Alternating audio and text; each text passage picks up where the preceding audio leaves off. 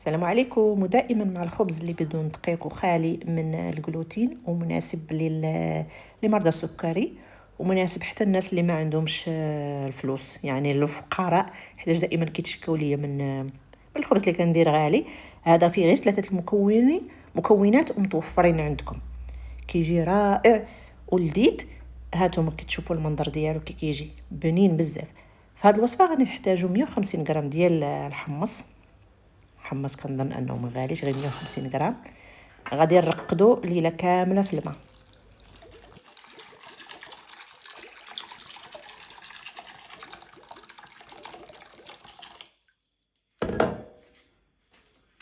ملي ديروه في الماء حاولوا تحركوه مزيان باش يترقد مزيان.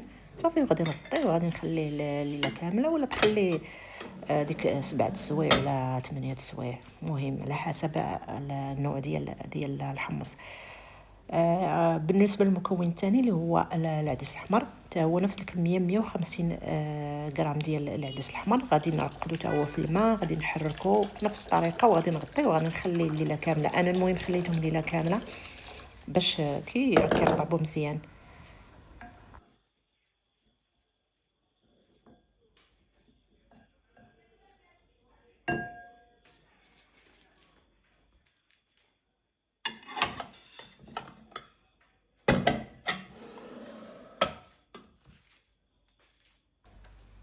هنا من بعد دوزو الليل كامل في الماء، غادي نصفي الحمص، غادي نغسلو مزيان ونصفيه، وغادي ناخذ شي طحانه، ماكينه ديال الطحين.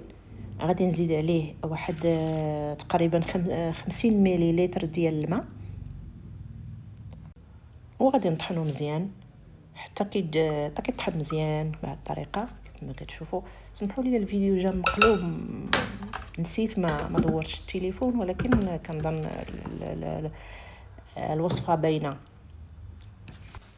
غادي ناخذ واحد الاناء، غادي نخوي فيه هذا الحمص اللي طحنت، ومن بعد غادي ندير نفس الطريقه العدس. غادي نغسلو مزيان ونصفيه، وباش نطحنو غنزيد عليه واحد 50 مليلتر سوا ديال الماء باش يطحن مزيان. صافي، هذه هي 2 مكونات الاساسيين. كيف ما قلت لكم نسيت ما قلبتش التليفون على حسب اليوتيوب، و حيتاش مده هذه ما حطيتش فيديو تقريبا صيف كامل مع الصهد وداكشي، ما قدرتش ندير حتى شي حاجه. المهم راه عندي وصفات جديده ان شاء الله. ملي برد شويه الحال نبدا نحط بالوصفه. كيف ما ذكرت في الاول قلت لكم هذا الخبز مناسب لمرضى السكري، غير هو ما ياخذوه باعتدال، ما يكثرش منه، وملي ياخذوا يحاولوا ياخذوا معاه بذور دهون صحيه بحال الافوكا، زيت الزيتون او الزبده الحيوانيه، ومناسب حتى الناس اللي عندهم مقاومه الانسولين. هنايا ملي بعد طحنتهم بجوج غادي نخلطهم مزيان وغادي نضيف عليهم واحد قبيصه الملح.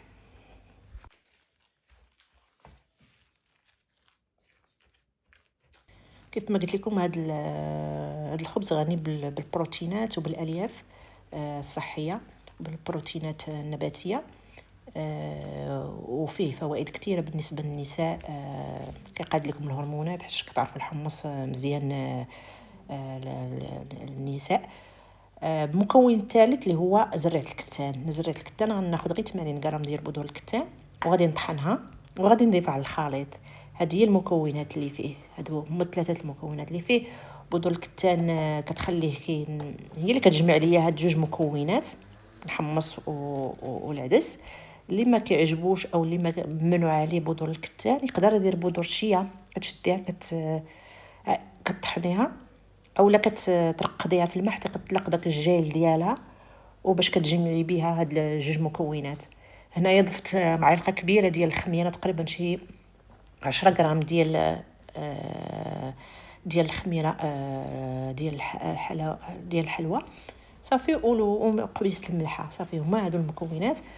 بالنسبه للاضافات الاخرى تقدروا تضيفوا اي اضافات اخرى، مثلا بحال انا غنزيد زريعه ديال السمسم او زريعه ديال الجنجلان. كتعجبني زريعه الجنجلان في المذاق ديال الخبز. او تقدروا تزيدوا اي بذور اخرى عندكم بحال زريعه ديال نوار الشمس او تاع القرعه حتى هي تقدروا تضيفوها. هذه اضافات كتبقى الاختيار ديالكم. هنايا صافي غنغطيه، غنخلط الخليط مزيان مزيان وحتى كيولي كيف ما كتشوفوا. غادي نغطيه ونخليه يرتاح واحد 10 دقائق ولا 15 دقيقه. انا من بعد ما خمر غادي نسخن الفران على 180 درجه. بالنسبه اللي عندو الفران ديال اللي فيه داك ديال الهواء ما سميتها، المهم انا كنشعلو غير من تحت وكنديرو الوسط وكنخليه يطيب على الماء لمده ساعه. انا خديت تاخدوا اي مول اي حاجه بحال هكا كتدخلوها الفران. غادي نحط فيه الخليط وغنديرو على شكل بيضاوي، وكتبقى تزين ليكم نتوما. تقدروا ديروه خويزات صغار، تقدروا ديروه تشكلوها كيف ما بغيتوا هاد العجينه. المهم انا هنايا شكلت على هاد الشكل بيضاوي صافي، وغادي نزينها من الفوق بزريعه ديال السمسم. بالنسبه للناس اللي كيعانوا من القولون يتجنبوا هاد الخبز اللي فيه القطنيات، او تلا تشهاو ولا شي حاجه يقدروا ياكلوا منه غير كميه صغيره، طريف صغير ما يدير لهم والو.